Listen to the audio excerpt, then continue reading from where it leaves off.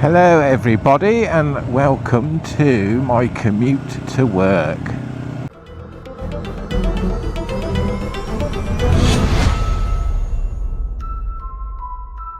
And that's all we're going to do today. We're going to have a commute to work.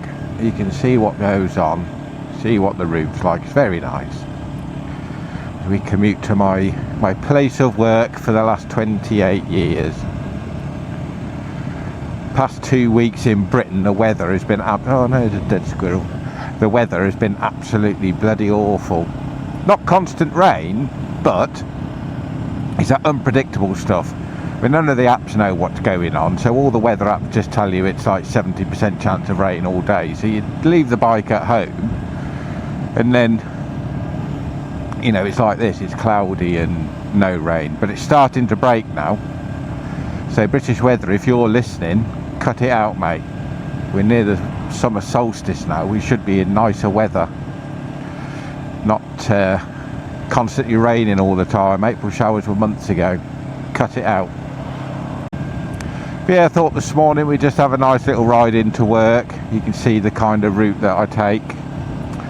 Nothing amazing. Probably chew the fat about certain things. Hopefully the weather will dry out. It's kind of a bit mixed at the minute because it's supposed to be 17 degrees this afternoon on the ride home, but this morning it's only 8, so it's a bit chilly.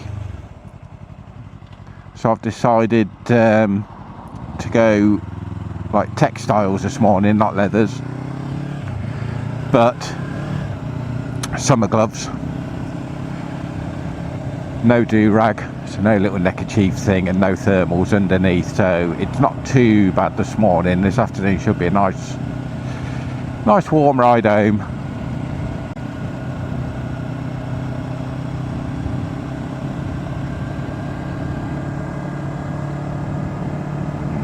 That's already fucking moved. No idea what that's looking at now. Do that up properly at work, I think. Charge it up and whatnot. So by the time this video comes out, the Football World Cup of 2026 should be well underway, or it may have just started. I'm not sure. I'm not a fan of football at all. It bores the crap out of me. I don't get it. And I've probably just lost all my followers now, but whatever. But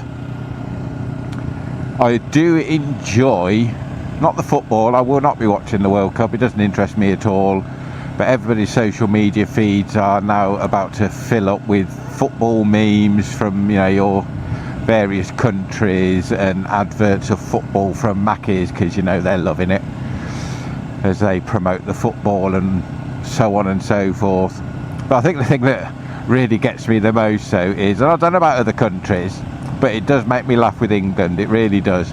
So the England football team, you know, they generally always get through, I guess, to the actual competition itself. And then the England fans, you know, they're all, this is it, this is the year, we're going to do it this year. It's like, for God's sake, people. A week later, you're all going to be bitching and moaning about how the England team's shit and they never do anything and they're all crap and can't believe we're not doing that well. It's like, for God's sake, we won the World Cup in 1966. It's 60 years ago, people. Anybody that was alive to watch it then is probably dead, and anybody that's alive now hoping to win another one was probably never around then anyway. Get over it. We won it once. We are not that good. But then, and I'm not dissing England, you know, I hope they do well. I really do. I genuinely hope they do well. I hope all the teams do well and it's a great tournament. But so if you're going to have all those English teams, you know, Man United, Crystal Palace, Villa, Birmingham City, whoever, I've just named some that I know, they've all got foreign players in there. Who's putting the money into the English talent? How are we supposed to get a brilliant national team if all the players we use are bloody foreigners? And I'm not being, you know, it's not anti-foreign or anything like that. It's just, it's fact, isn't it? But like I say, what do I know? I don't follow football, so it's an outsider's point of view.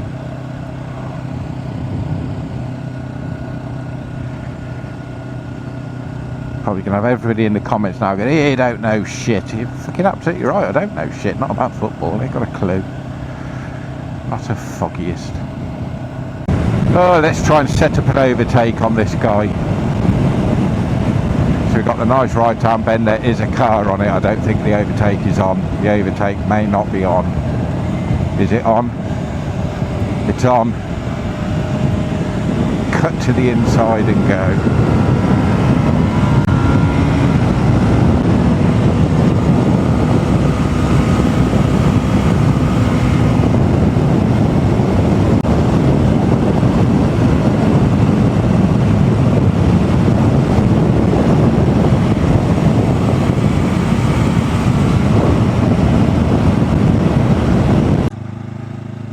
Went out for a run this morning, and I got to thinking about you know, me, mental health, all that sort of malarkey.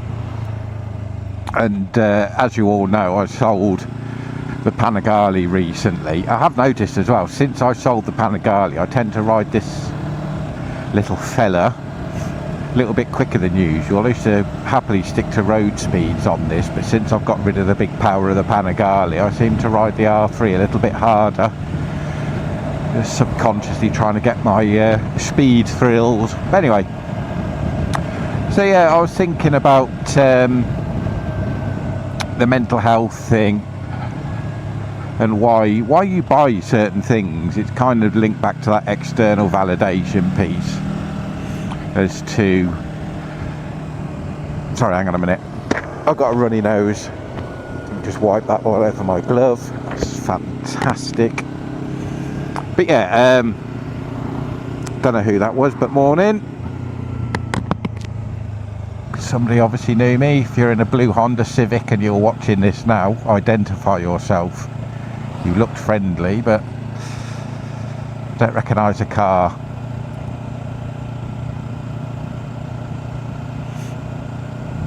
Anyway, yeah, so when you buy a bike, and I'm going to focus on bikes, not other things that exist in the world, but when you buy a bike, is your purchase solely based on what you want? Because I know for a fact with me, the Ducati, for example, the Ducati, yes, I've always wanted a Ducati. I do not regret buying it. It was an amazing bit of kit. So glad I owned it. But I always thought the Japanese stuff looked better. You know, it's a nice looking bike, the design was fantastic, but it wasn't really, it's not the best for me. You know, the Fireblade in the R1 looked way better than the Panigale in my view, and the cross-plane cranker of the R1 sounds better than the Panigale. And I like Yamahas. I do have a history of crashing Yamahas, but I like Yamahas. But I bought the Ducati on the basis that A, I've never owned one, B, it is something a bit different, a bit exotic.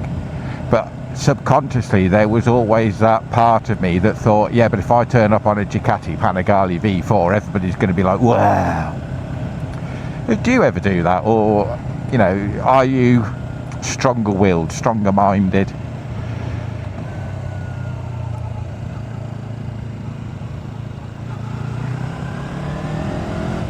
To be fair, this that I'm sat on now, this was purely what I wanted. I didn't give a shit what other people thought, because it's an R3. Nobody's going to swoon over this, are they?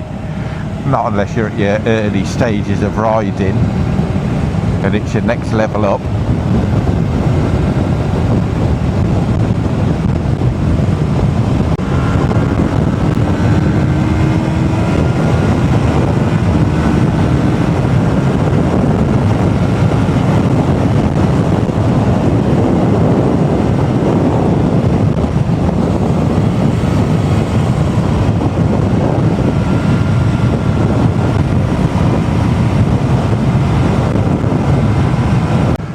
I hope you're enjoying this commute. As you can see, the roads are nice and the scenery is bloody awesome. I recently started watching some of Baron von Grumble, some of his older stuff from like 14 years ago, when all he did was record himself commuting into London. And yeah, this is way better than that commute. no cities and kamikaze taxis for me.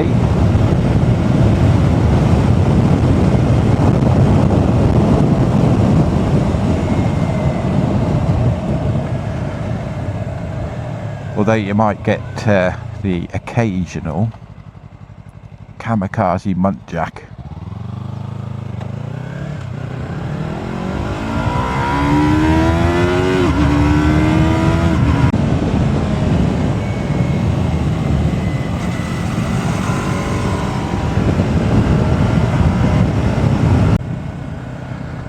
Always tend to back it off a bit through here. It's a lovely little village, but not so much this time in the morning, but sometimes you get the vigilante speed patrol out here, which in general I don't mind. You know, they're there to keep the speed down. I'm fine with that because I stick to 30s anyway where I can. But the attitude of these guys here, oh god, it's like a bunch of Hitlers, with a radar.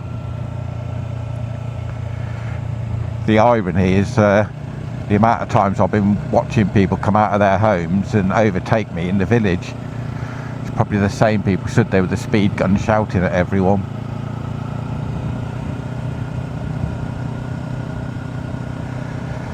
Shocking behaviour, mate, shocking. The hypocrisy, ugh.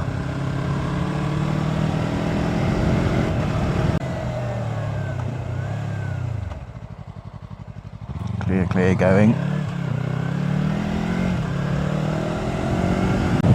I just ran over a crisp packet back there and actually felt the back wheel slip a little bit. But it made me wonder, how long do you reckon it'll be before they ban tear-offs in MotoGP and so on?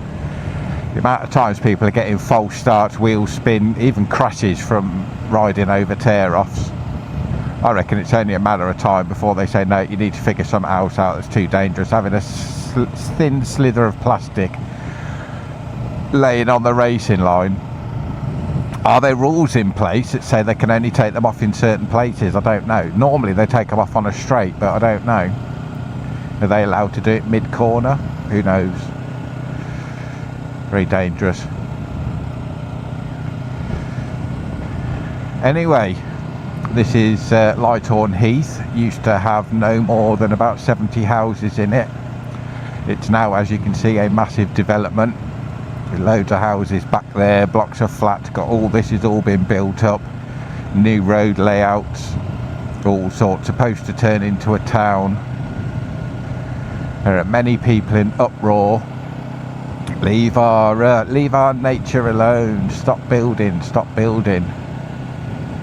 The reality is, though, people need houses. All these on the left here, that's all new. That used to be fields less than 10 years ago. Just before COVID, this was all fields. It's just that tiny little village on the right over there, but all this, it's all fields, and everybody's in uproar. Stop building. Leave the countryside alone. You're creating floods. I get it, but people need somewhere to live. And to be fair, the houses look alright, actually. It looks nice. JLR employees get a discount. That's nice for them, isn't it?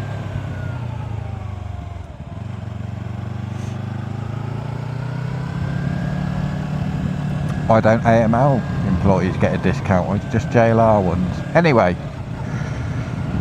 Right, I'm going to have to leave it here, guys, because we're about to go into some sensitive areas. I need to turn the cameras off because, you know, it's all prototypes and all that sort of stuff. So I hope you enjoyed this. Have an amazing day. Enjoy the Football World Cup. And I'll see you all soon. Toodles.